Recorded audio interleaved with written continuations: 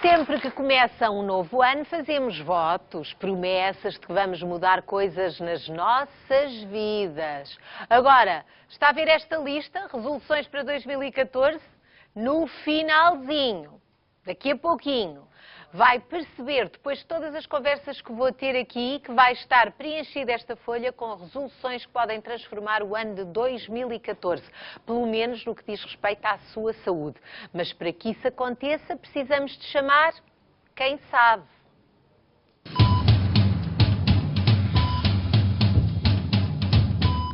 E eles aí vêm para mais uma consulta semanal, os doutores.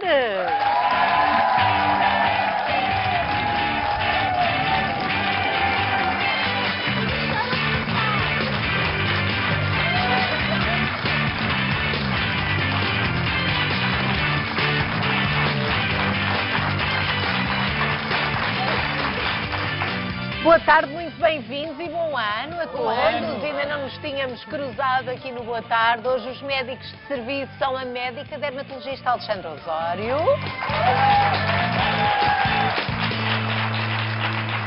O médico de clínica geral Pedro Lopes. A médica ginecologista Bárbara Betancourt. E o médico pediatra Sérgio Pinto.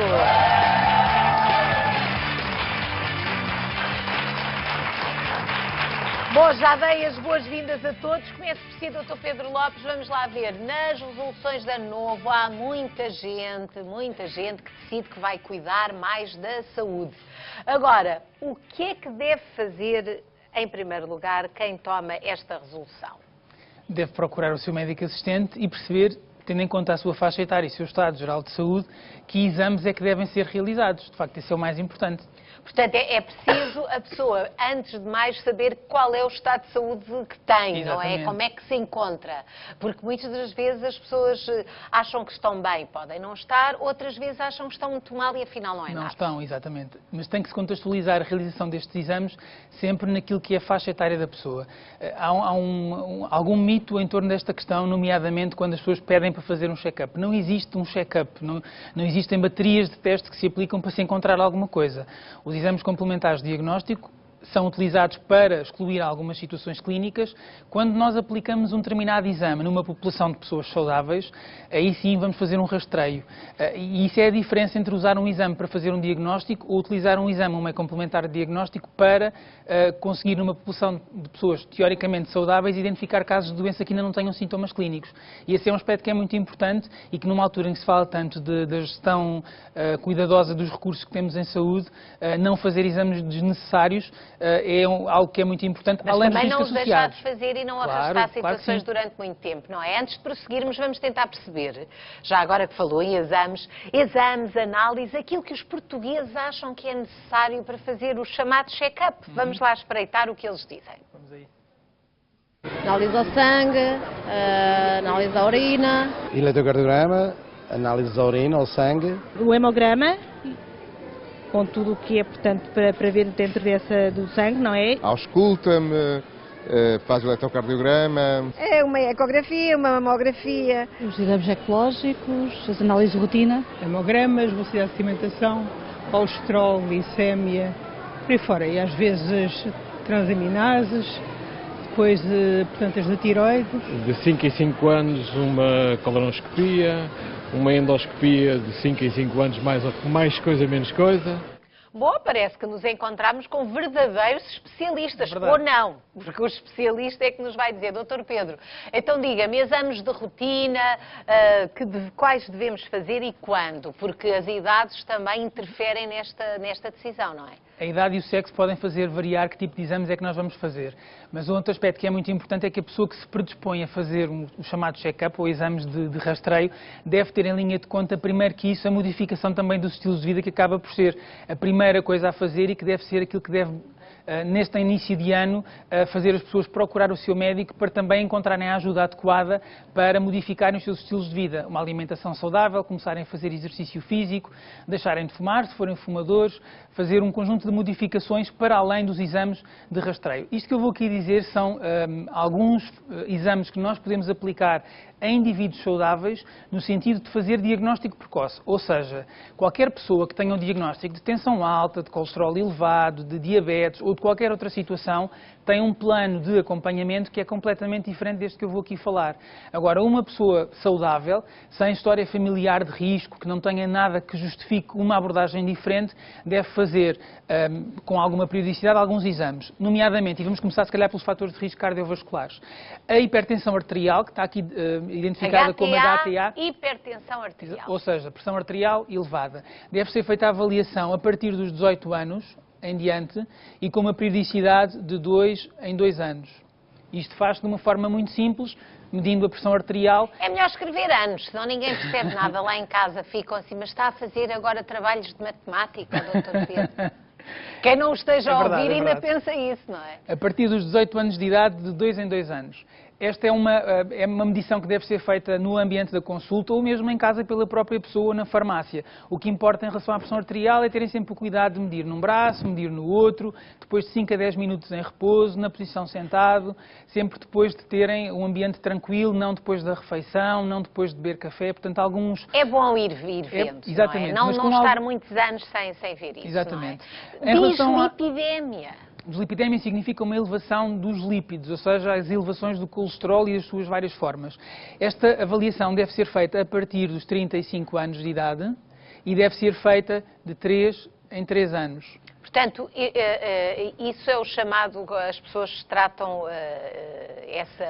essa análise pelo colesterol, é assim, exatamente. Não é? Ver se é a tensão alta ou baixa e o colesterol. Exatamente. Atenção que as medições do colesterol capilar que se fazem hoje em dia nas farmácias têm pouca fiabilidade do ponto de vista de rastreio. Portanto, são orientadoras, mas não devem deixar a pessoa descansada nem alarmada no caso de estar alterado. Relativamente à diabetes, portanto, mais uma vez, isto estamos a falar de rastreio, não havendo nenhum fator de risco nem familiar nem individual. Uma pessoa que seja obesa, por exemplo, tem um fator de risco e, portanto, não deve esperar pelos 55 anos, que é a idade a partir da qual se deve fazer de facto os exames de rastreio e depois fazer isto de 3 em 3 anos também. Ou seja, uma pessoa sem qualquer outro fator de risco, a partir dos 55 anos, deve fazer análises com medição da glicémia, do açúcar no sangue, para se fazer rastreio da diabetes. Em relação à obesidade, a obesidade hoje em dia já vai variando um bocadinho porque temos muitos casos de obesidade infantil e, portanto, deve ser um fator também nas consultas de pediatria, o Sérgio poderá falar disso melhor que eu, mas deve ser um fator também sempre a avaliar, mas na população adulta deve ser feita uma avaliação a partir dos 18 anos. O rastreio da obesidade faz por dois parâmetros. Por um lado, o IMC, que é o índice de massa corporal, e por outro, que é o perímetro abdominal. Eu vou pôr aqui PA, está bem? Perímetro abdominal, ou seja, a medição da circunferência da cintura. O índice de massa corporal é um rácio entre o peso e a altura que qualquer profissional de saúde conseguirá calcular. E é com estes dois parâmetros, portanto não é nada invasivo, que se faz o rastreio da obesidade. Portanto, esses são os exames mais frequentes. Vamos ao próximo. O cancro do cólon não foi aí referido. Exatamente. Também. Estes são os cardiovasculares. Agora vamos falar de outro tipo, nomeadamente os oncológicos, fora aqueles da área da ginecologia. O cancro do cólon e reto é uma das patologias mais frequentes em Portugal e deve ser feito rastreio a todos os indivíduos saudáveis a partir dos 50 anos. Portanto, é essa a idade a partir da qual deve ser feito rastreio. Como é que se faz? Um método não invasivo que passa pela pesquisa de sangue oculto nas fezes, em que é feita uma colheita de fezes para depois ser analisado em laboratório e se verificar se existe sangue presente nessas fezes, ou quando existe disponibilidade financeira da pessoa, ou vontade de o fazer, ou por qualquer outra razão, por colonoscopia, que é outro método de rastreio que pode ser utilizado. Quando as pessoas têm muitas queixas porque esta vida de stress em que as pessoas vivem também muitas vezes provocam alterações do sistema digestivo, mesmo quando não há mal-estar, deve-se atender a este rastreio, ou não? Essa é a diferença, ou seja, quando nós temos queixas, a aplicação de um exame complementar vai ter como objetivo esclarecer uma hipótese diagnóstica. Quando a pessoa não tem queixas, a aplicação de um exame está a permitir fazer rastreio, ou seja, diagnóstico precoce em pessoas que são assintomáticas. Se houver, de facto, queixas, é outro tipo de abordagem que deve ser feita. Portanto, pode ser feita a pesquisa de sangue oculto nas fezes e, se assim for, deve ser feita anual, ou então a colonoscopia. Depois, em relação ao cancro da próstata, a maioria das pessoas faz isto, ou a maioria dos homens faz isto, com base na determinação no sangue do PSA, embora hoje em dia isto seja controverso. Ou seja, não existe evidência de que a realização de determinações do PSA tenha um efeito do ponto de vista de rastreio. E o que é o PSA? O PSA é um marcador que se determina no sangue, é uma proteína que se vai medir no sangue, que permite fazer o diagnóstico quer de aumentos do tamanho da próstata, quer de situações de cancro da próstata. Ou seja, mediante a orientação do médico, poderá ou não ser utilizado este PSA para se fazer a avaliação. Como rastreio hoje em dia é controverso. Um outro aspecto que também é controverso tem que ver com a osteoporose. Aqui há uns anos atrás todas as mulheres a partir da menopausa faziam densitometrias quase anuais e se calhar muitas das senhoras que nos estão a ouvir começaram a fazer densitometrias muito cedo, mas não havendo nenhum fator de risco adicional, a densitometria óssea deve ser feita nas mulheres a partir dos 65 anos de idade, eu vou pôr aqui o símbolo de mulher, e nos homens a partir dos 70 anos de idade. Mas, de qualquer modo, estando esse fenómeno também relacionado com a menopausa, as mulheres, quando começam a ter queixas de menopausa, devem ter atenção também à saúde dos ossos, não é? Exatamente. Agora, não havendo outros fatores de risco, a menopausa propriamente dita não é fator de risco em si. Não é obrigatório que a pessoa tenha Exatamente. osteoporose por causa E, disso. portanto, este exame, como rastreio da osteoporose, a densitometria, só deve ser realizado sem outros fatores de risco presentes a partir dos 65 anos nas senhoras e a partir dos 70 anos nos homens. Fora deste contexto, deverá ser mediante a orientação do médico e daí a importância de fazer pelo menos uma consulta anualmente para avaliar o estado geral de saúde. Isso eu penso que é a mensagem mais importante. Ora, doutora Bárbara, muito obrigada, doutor Pedro. Pode sentar-se. Agora passa a doutora Bárbara, porque além destes exames que o doutor Pedro acabou de especificar, há alguns exames que têm a ver mais com as mulheres, não é? Exatamente. O mais conhecido e sempre mais falado e que preocupa mais as mulheres acaba por ser a avaliação mamária, que consiste essencialmente em fazer, a partir dos 40 anos, uma vigilância. Esta vigilância pode ser feita ou anual ou 18 em 18 meses, vai dependendo um bocadinho depois também das políticas de contenção de custos ou não e onde é que está a ser feita esta vigilância, no setor privado ou no setor público, mas normalmente é feita a partir dos 40, com ecografia e com mamografia e anual. Quando existe alguma outra filosofia, outra abordagem, pode só, por exemplo, fazer-se a mamografia e depois, então, de X em X anos, fazer as duas em conjunto, apesar delas avaliarem coisas diferentes. Além disso, habitualmente entre os 35 e os 40 também há quem defenda e alguns médicos fazem também esta vigilância entre os 35 e os 40, pelo menos uma vez, uma ecografia e a mamografia. As mulheres que têm na sua família familiares diretos com um fator de risco que seja considerado significativo, atenção que às vezes ter uma mãe ou uma avó com cancro da mama aos 80 anos não é considerado neste momento um fator de risco. É importante não só a idade em que este familiar teve, como também todo o historial da família. Se for considerado de risco pelo médico, essa vigilância deve começar a ser feita 10 anos antes, desde que apareceu nesse familiar. Imagine, tem uma mãe com cancro da mama aos 45 anos ou aos 40 anos, essa vigilância na filha deve começar a ser feita por volta dos 30, por exemplo. Mais alguma coisa além do cancro da mama, que é um problema que aflige o outro muitas muito, mulheres, há o cancro do colo do útero também, exatamente, que é preciso atender a esse... Sim, cada vez mais, é o segundo cancro mais frequente na mulher.